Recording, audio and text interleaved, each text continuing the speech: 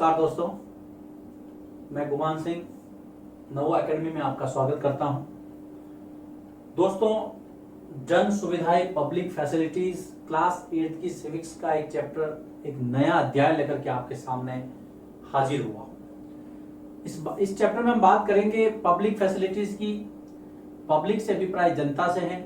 जनता अर्थात आप और मैं, हमें कौन कौन सी सुविधाएं मिलती हैं और उन सुविधाओं को बहाल करने का, उनको बनाए रखने का दायित्व किसका है। इसके अलावा हम बात करेंगे क्या वास्तव में सबको ये सुविधाएं मिल रही हैं। अब सुविधाएं बहुत सारी है, लेकिन पर्टिकुलर एक पानी की बात यहाँ पर की गई है और जो हम केस स्टडी अध्ययन करेंगे जिसका, वो है चेन्नई के अंदर पानी की उपलब्धता, पानी की किल्लत, पानी की आपूर्ति का विवरण। इसके साथ ही बहुत सारे मुद्दों पर भी बात होगी। सबसे पहले हम बात करते हैं कि वास्तव में जन सुविधा होती क्या है। तो देखिए दोस्तों, सबसे पहले तो जन और सुविधा, इस पूरे शब्द के अंदर दो छोटे छोटे शब्द मिलेंगे आपको, जन और सुविधाएं। सबसे पहले सुविधा क्या है। देखिए दोस्तों, मुझे लिखने की आवश्यकता हुई तो मैं मार्कर ले आया, तो मुझे लिखने में सुविधा हुई। मुझे गर्मी लगी, मैंने फैन चालू कर दिया, मैंने एसी ऑन कर दिया, मुझे गर्मी से राहत मिली, तो मुझे सुविधा हो गई है कि मैं गर्मी में आराम से बैठ सकता हूं। तो हम सुविधा से तात्पर्य यहां पर एक व्यवस्था से ले सकते हैं। तो देखिए क्या लिखेंगे हम, वे व्यवस्थाएं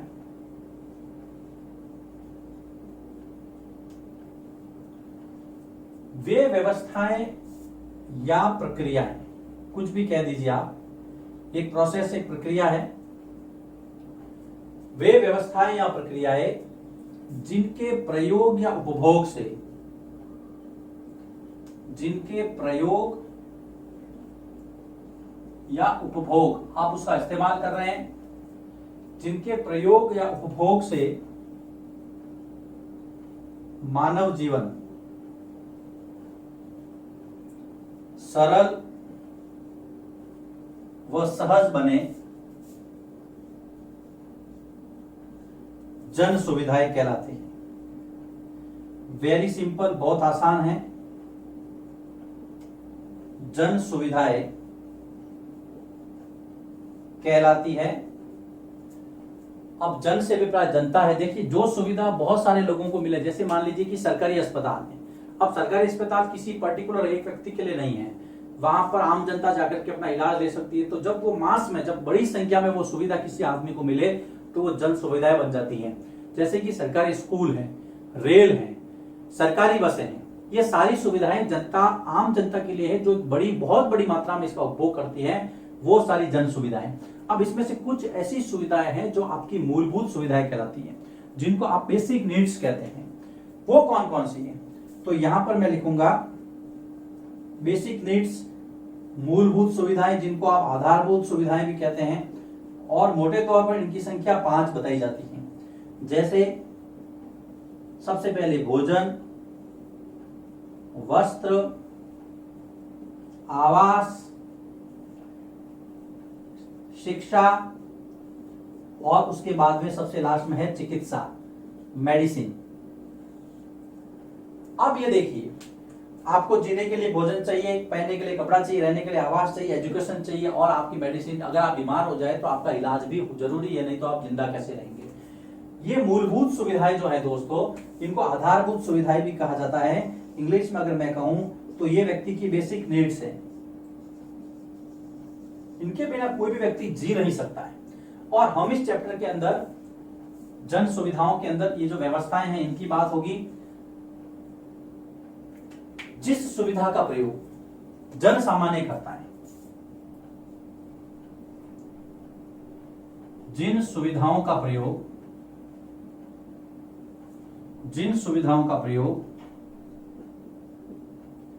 जन सामान्य। अब जन सामान्य से मतलब है यहां पर बहुत बड़े पैमाने पर जनता द्वारा जिन सुविधाओं का प्रयोग जन सामान्य द्वारा किया जाता है तथा ये सुविधाएं अनिवार्यतः कंपलसरी अनिवार्यतः सरकार द्वारा उपलब्ध करवाई जाती है।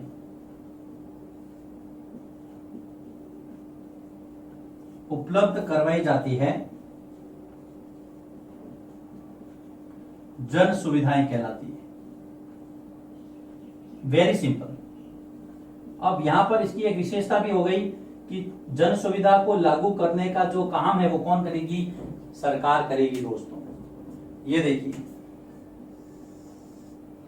सरकार जिन सुविधाओं का प्रयोग जन सामान्य का मतलब है अधिकांश जनता द्वारा किया जाता है और ये सुविधाएं अनिवार्यतः कंपलसरी सरकार के द्वारा उपलब्ध करवाई जाती है, तो वो जन सुविधाएं कहलाती हैं। देखिए, सुविधा की परिभाषा से मैं आपको जन सुविधा तक ले आया। पहले मैंने आपको बेसिक नीड्स बता दी, भोजन, वस्त्र, आवास, शिक्षा और चिकित्सा, ये 5 मूलभूत आवश्यकताएं हैं। अब देखिए, इस चैप्टर के अंदर जिसकी बात हो रही है, जो चैप्टर शुरू किया गया है, अमू और कुमार 2 बच्चों के माध्यम से वो बस के अंदर बैठ करके चेन्नई का सफर कर रहे हैं। पूरे चेन्नई में, जिसको आप मद्रास भी कहते हैं, इसके अंदर घूम रहे हैं। घूमते घूमते उन्होंने इस बात को नोटिस किया कि यार जो पानी की किल्लत है वो चेन्नई के अंदर बहुत ज्यादा है और जो पानी का वितरण है, जो डिस्ट्रीब्यूटेशन है, वो असमान है। अब आप चेन्नई की बात क्यों लेते हैं, अपने गांव की बात ले लीजिए या जिस शहर में आप रहते हैं वहां की बात ले लीजिए। आपने देखा होगा अक्सर गर्मियों के अंदर पानी की किल्लत होती है, पानी बहुत कम मिलता है। कई जगह तो लोगों को किलोमीटर पैदल यात्रा कर करके, पैदल जाकर के अपना जो पानी लेना पड़ता है। थोड़े दिनों पहले मैंने भी एक दिन न्यूज में देखा था कि एक ऐसा भी गांव है जहां के लोग जब उनको पानी चाहिए तो खड्डा खोद करके वहां से पानी निकाल करके पीते हैं, क्योंकि पानी का कोई स्रोत ही नहीं है। ये जवाबदारी किसकी है? ये जवाबदारी तय करेंगे हम इस चैप्टर में कि सरकार की किस तरह से है। तो सबसे पहले हम चेन्नई की बात से शुरू करते हैं। देखिए, मैंने आपको जन सुविधा क्या है, जन सुविधाओं की 2 परिभाषाएं यहाँ पर, और बेसिक नीड्स क्या होती है आदमी की, वो बता दिया। अब चूंकि भोजन है तो भोजन में ही पानी का अधिकार नहीं थे, इसलिए हम पानी को अलग में नहीं देखेंगे। पानी जो है वो भोजन का अनिवार्य हिस्सा है। आप पानी को भोजन के अंग के रूप में देखेंगे और इस चैप्टर को आगे बढ़ाएंगे। जब अमू और कुमार चेन्नई घूमते हैं तो उनको अलग अलग इलाकों में से गुजरना पड़ता है, तो यहां पर वो 4 स्थितियां देखते हैं। सबसे पहली जो स्थिति है वो है अन्ना नगर की।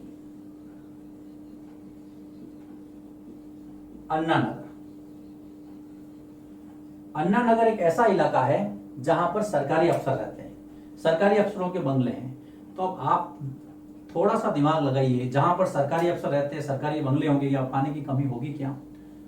वहां पर पानी की कमी नहीं होगी। अन्ना नगर में रहने वाले सरकारी अफसर, जो राम गोपाल रहते हैं, उनकी क्या स्थिति देखिए। अन्ना नगर में रहने वाले राम गोपाल एक सरकारी अफसर है, सरकारी अफसर है। बहुत ही पॉश इलाका जिसको आप कहते हैं, रिहायशी मकान, अच्छे इलाके में रहते हैं। यहां पर पानी की 24 घंटे आपूर्ति होती है। पानी की 24 घंटे आपूर्ति मतलब यहां पर 24 आवर्स पानी की सप्लाई नगर निगम द्वारा दी जाती है। लेकिन फिर भी यदि कभी पानी नहीं आए, पानी की जरूरत पड़ने पर, यदि पानी नहीं आए, पानी की जरूरत पड़ने पर नगर निगम से टैंकर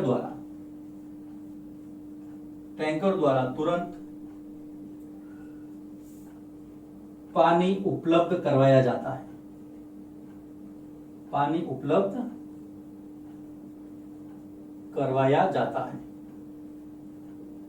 अब ध्यान रखना, ये पहली स्थिति है अन्ना नगर की। देखिए 4 स्थितियों से गुजरेंगे ये लोग। पहला इलाका अन्ना नगर, रहने वाला राम गोपाल। राम गोपाल क्या है? एक सरकारी अफसर है दोस्तों। पानी यहाँ पर 24 घंटे आता है। इसके इलाके में पानी की जरूरत पड़ने पर फिर भी नगर निगम जो है वो टैंकर भेज देता है, क्योंकि अफसर है, फोन करेगा, भाई साहब पानी नहीं है, सर अभी भेज देते हैं, क्या दिक्कत है। अन्ना नगर से होते हुए वो उनकी जो बस है अब दूसरे इलाके से गुजर रही है। इलाका है सैदापेट। सैदापेट के अंदर एक औरत है जिसका नाम है पद्मा। अब पहला अन्ना नगर राम गोपाल, दूसरा देखिए सैदापेट में पद्मा। ये एक घरेलू नौकरानी है, घर घर जाके काम करती है। जहां पर राम गोपाल जो है वो रिहायशी इलाके में रहते हैं, वहीं पर पद्मा जो है वो एक झुग्गी बस्ती में रहती है। झुग्गी बस्ती से मतलब यहाँ पर कच्ची बस्ती से है, तो यहां पर लिख सकते हैं आप झुग्गी बस्ती में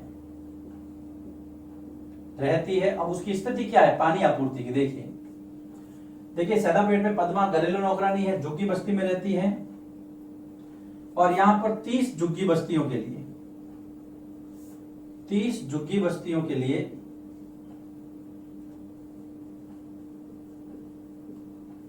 एक नल लगा है, एक सरकारी नल है, और एक सरकारी नल में 20 मिनट पानी आता है।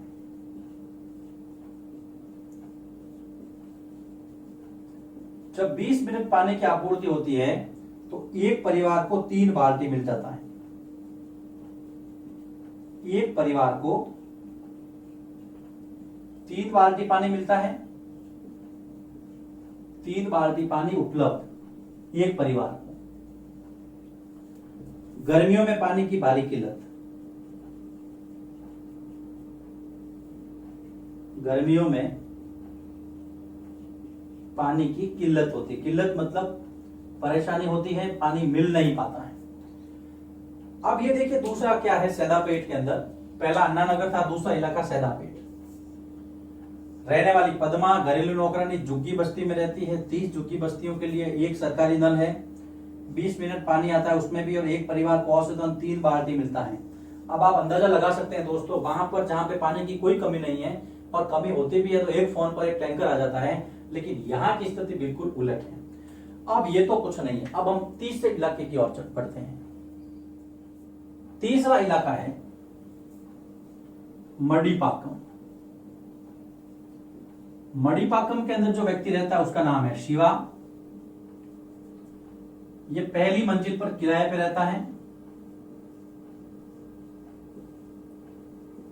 पहली मंजिल पर किराए से रहना।